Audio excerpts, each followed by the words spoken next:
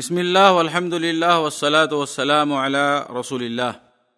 اللہ رب العالمین نے قرآن کریم میں ارشاد فرمایا، الحج اشہر معلومات فمن فرض فیہن الحج فلا رفث ولا فسوق ولا جدال فی الحج، کہ حج کے معلوم اور متعین مہینے ہیں، 1 شوال سے لے کر 10 حجت تک، اور جس نے حج کی نیت کر لی، اپنے اوپر حج کو فرض کر لیا، یعنی حج کی نیت کی، فلا رفث ولا فسوق ولا جدال فی الحج، تو دوران حج وہ بیوی سے ہم بستری نہ کرے، فسوق اور فجور نہ کرے، لڑائی جھگڑا نہ کرے۔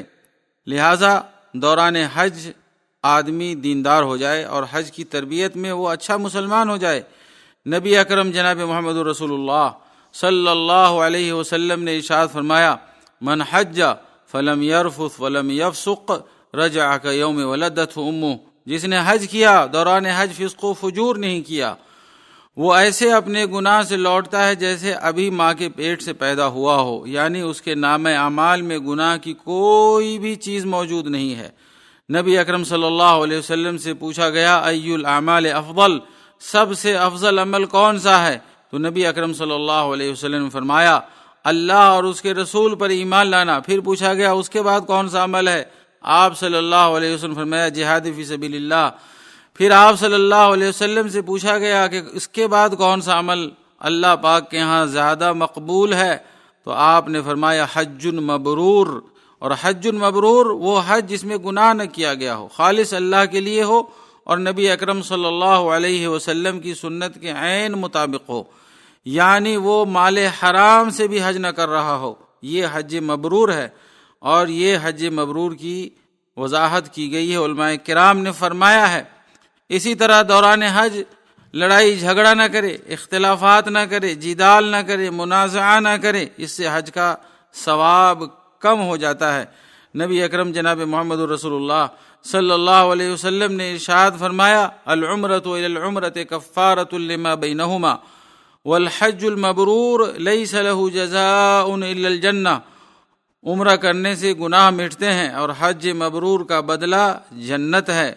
عائشہ رضی اللہ تعالی عنہا نے نبی اکرم صلی اللہ علیہ وسلم سے پوچھا، نر الجہاد افضل الاعمال، کہ جہاد سب سے افضل عمل ہے تو ہم کیوں نہ جہاد کریں؟ تو آپ صلی اللہ علیہ وسلم نے ان کے جواب میں فرمایا، لیکن افضل الاعمال حج مبرور، سب سے افضل اعمال حج مبرور ہے۔ اسی مفہوم کی کئی احادیث وارد ہوئی ہیں۔ حدیث رسول صلی اللہ علیہ وسلم میں نبی اکرم صلی اللہ علیہ وسلم نے فرمایا، حج کرنے والے اور عمرہ کرنے والے اللہ کے مہمان ہیں، اللہ پاک نے انہیں دعوت دی، انہوں نے دعوت قبول کر لیا، یعنی حج کو آئے، تشریف لائے۔ اب اللہ رب العالمین سے جو دعا کریں گے حاجی، اللہ پاک اس کے دعا کو قبول فرمائیں گے۔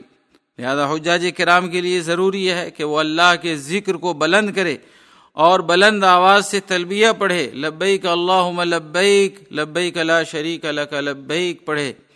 اور یہ جب پڑھے تو اس کا عقیدہ یہ ہو کہ اب شرک نہیں کرے گا، اب توحید پر چلے گا، اب بزرگوں سے وہ اپنی مرادیں اور حاجتیں نہیں مانگے گا، وسیلہ کے نام پر وہ اللہ کو سائیڈ کر کے اللہ کے بندوں سے اپنی ضرورت، حاجت روائی، مشکل کشائی کی درخواست نہیں کرے گا۔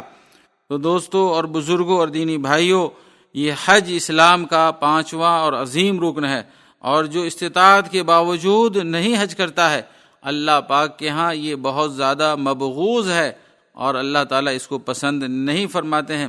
اللہ تعالیٰ نے قرآن کریم میں ارشاد فرمایا، وَلِلَّهِ عَلَى النَّاسِ حِجُّ الْبَيْتِ مَنِ اسْتَطَاعَ إِلَيْهِ سَبِيلًا، کہ اللہ تعالیٰ کی رضا کے لیے، اللہ پاک کی خوشنودی کے لیے انسانوں پر خانہ کعبہ کا حج کرنا فرض ہے، اور جو طاقت کے باوجود حج نہیں کرتا ہے، اللہ پاک ایسے کافروں سے بے نیاز ہے۔